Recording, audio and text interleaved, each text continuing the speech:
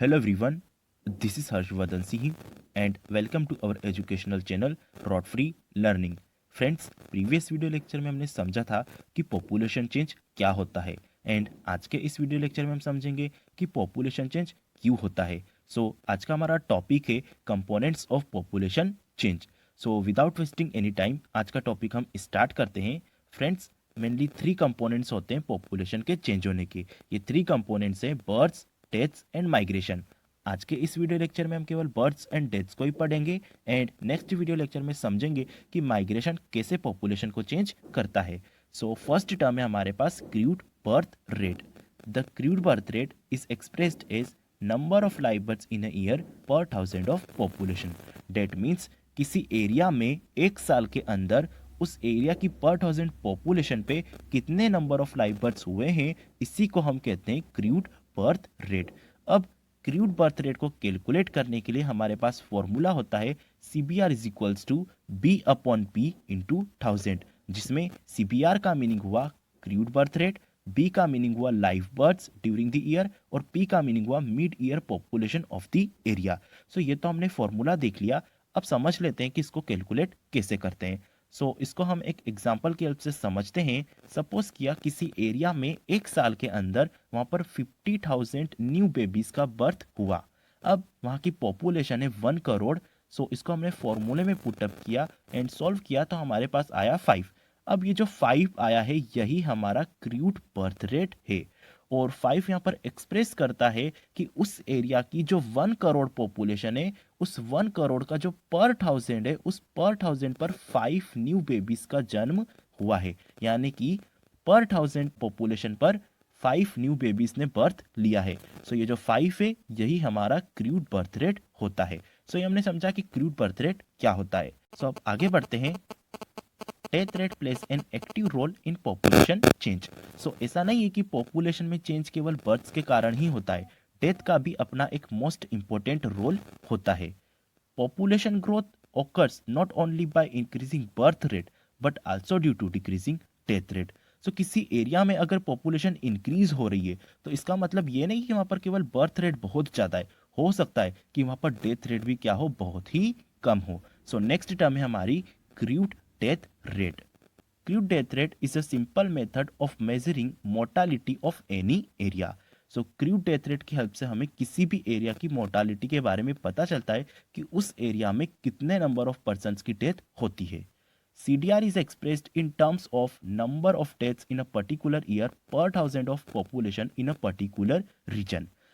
CDR का meaning होता है कि किसी एरिया में एक साल के अंदर वहाँ की पर 1000 पॉपुलेशन पर कितनी डेथ्स हुई है, उसी को हम कहते हैं क्रूड डेथ रेट.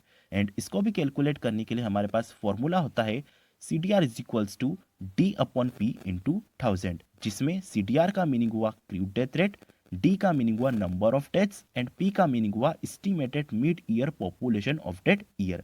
अगेन हमने ये फॉर्मूला देख लिया. अब समझ लेते हैं कि इसको कैलकुलेट कैसे करते हैं. अगेन इसको हम एक एग्जांपल के हेल्प से समझते हैं कि किसी एरिया में एक साल के अंदर वहाँ पर जो नंबर ऑफ डेथ्स हुई है वो है 500 एंड वहाँ की पॉपुलेशन है 10,000. इसको हमने फॉर्मूले में पुटअप किया एंड सॉल्व किया तो हमारे पास आ गया 50. अब ये जो 50 आया है यही हमारा क्रूड डेथ रेट है एंड ये इंडिकेट करता है कि उस एरिया की जो 10,000 पॉपुलेशन है उस 10,000 का जो पर 1000 पॉपुलेशन है उस पर 1000 पर 50 पर्सन्स की डेथ हुई है और 50 हमारा क्या है, क्रूड डेथ रेट है. हमने समझ लिया कि crude birth rate and crude death rate क्या होता है. अब हम एक मोस्ट इंपॉर्टेंट टॉपिक कवर करने जा रहे हैं जो कि है कि crude birth rate and crude death rate को हम क्रूड क्यों कहते हैं. एंड इसके चांसेस है कि एग्जाम में पूछा जा सकता है क्वेश्चन कि क्रूड बर्थ रेट और क्रूड डेथ रेट को क्रूड क्यों कहते हैं. फर्स्ट ऑफ ऑल समझते हैं कि क्रूड का मीनिंग क्या होता है. क्रूड का मीनिंग होता है कोई भी ऐसी चीज जो अपने आप में इनकम्प्लीट है या फिर कोई इंफॉर्मेशन या मेजरमेंट जो हमें मिसलीड कर रहा है, यानी कि वो हमें कंप्लीट इंफॉर्मेशन नहीं दे रहा है. इस चैप्टर में हम बात कर रहे हैं बर्थ रेट की, जिसका मीनिंग होता है नंबर ऑफ लाइव बर्थ पर 1000 पॉपुलेशन, यानी कि पर 1000 पॉपुलेशन पर कितने नंबर ऑफ लाइव बर्थ्स हो रहे हैं. अब इसमें हम बात कर रहे हैं नंबर ऑफ लाइव बर्थ्स की और पर 1000 ले रहे हैं टोटल पॉपुलेशन का. डेट मीन्स हमने टोटल पॉपुलेशन को ले लिया है, यानी कि पॉपुलेशन के मेल्स एंड फीमेल्स दोनों को ही हमने इसमें इंक्लूड कर लिया है. अब क्या मेल्स बेबीज को बर्थ दे सकते हैं? तो इसका आंसर होगा बिल्कुल भी नहीं। एंड क्या सभी फीमेल्स बेबी को बर्थ दे सकती है? तो इसका आंसर भी होगा नहीं, क्योंकि फीमेल्स की अपनी एक स्पेसिफिक एज होती है जहां पर वो बेबीज को बर्थ दे सकती है, जो कि होती है 15 to 49 ईयर्स। बट इस टर्म में हमने क्या किया, इसमें हमने टोटल पॉपुलेशन को ले लिया, यानी कि पॉपुलेशन के उस सबसेट को भी ले लिया जो एबल ही नहीं है कि वो बेबीज रिप्रोड्यूस कर सके, यानी कि मेल्स को भी ले लिया, और फीमेल्स के उस सबसेट को भी ले लिया जो एबल नहीं है कि वो रिप्रोड्यूस कर सके, यानी कि कम एज की फीमेल्स को भी ले लिया, एंड जिनकी एज बहुत ज़्यादा है उनको भी हमने इसमें इंक्लूड कर लिया। एंड डेट्स वाई ये जो मेजर है नंबर ऑफ बर्थ्स कैलकुलेट करने का, डेट इज बर्थ रेट, ये हमें क्या देता है, इनकम्प्लीट इन्फॉर्मेशन देता है और हमें कहीं ना कहीं मिसलीड कर रहा है। एंड डेट्स वाई इसीलिए हम इसको कह देते हैं crude. So clearly the CPR is a very useful statics. ऐसा नहीं है कि हमें इन्फॉर्मेशन नहीं दे रहा है, but it may be somewhat misleading, लेकिन ये हमें कहीं ना कहीं मिसलीड कर रहा है, because births are related to total population, क्योंकि इसमें हमने बर्ड्स को टोटल पॉपुलेशन से रिलेट करके देखा है, and not to the subset of population that is able to conceive and reproduce, ना कि पॉपुलेशन के उस सबसेट से रिलेट करके समझा है जो एक्चुअल में बेबीज को बर्थ दे सकते हैं। यानी कि हमको इसमें केवल फीमेल्स को ही लेना था, एंड फीमेल्स में भी केवल उन्हीं फीमेल्स को इंक्लूड करना था जिनकी एज है 15 to 49 ईयर्स, और हमने इसमें टोटल पॉपुलेशन को ले लिया है, एंड डेट्स वाई इसको हम कह रहे हैं क्रूड फॉर दिस रीजन। सो इसका सॉल्यूशन यही है कि क्यों ना हम पॉपुलेशन के केवल उसी सबसेट को इंक्लूड करें जो कि एक्चुअल में एबल है कि वो बेबीज रिप्रोड्यूस कर सके, यानी कि केवल फीमेल्स को ले, एंड फीमेल्स में भी केवल उन्हीं फीमेल्स को ले जिनकी एज 15 to 49 ईयर्स है।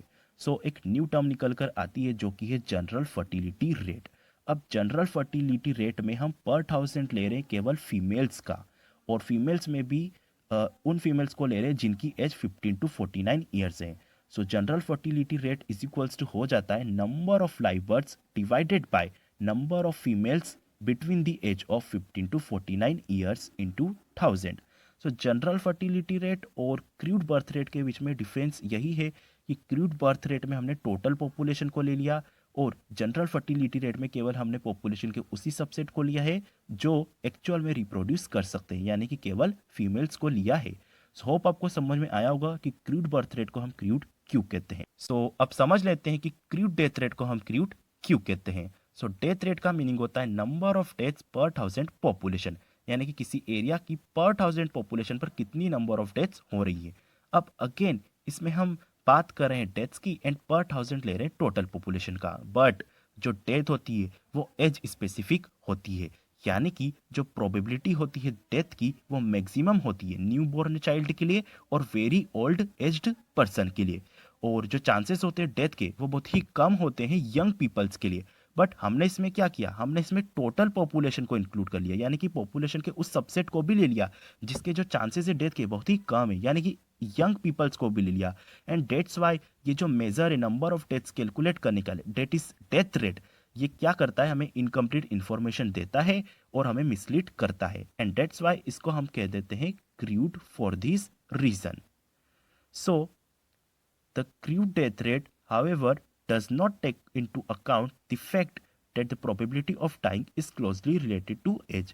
कि जो डेथ के जो चांसेस होते हैं वो एज स्पेसिफिक होते हैं, और इसी कारण से इसको हम कह देते हैं क्रूड। सो इसका भी सॉल्यूशन यही है कि क्यों ना हम इसमें केवल पॉपुलेशन के उसी सबसेट को ले जिसके जो चांसेस है डेथ के वो मैक्सिमम है, यानी कि न्यू बॉर्न चाइल्ड को ही ले।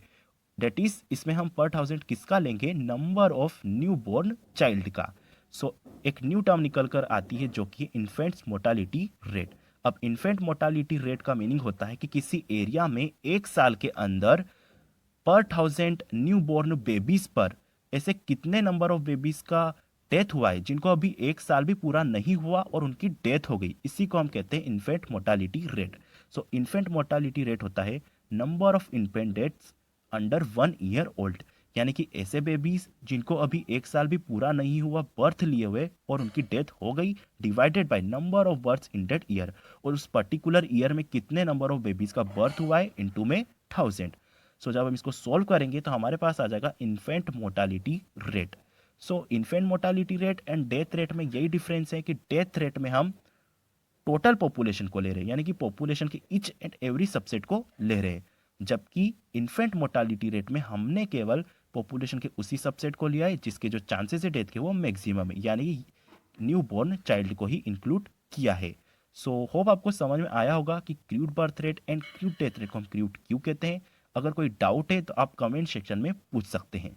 एंड नेक्स्ट वीडियो लेक्चर में हम समझेंगे कि माइग्रेशन कैसे पॉपुलेशन को चेंज करता है। So stay connected with us.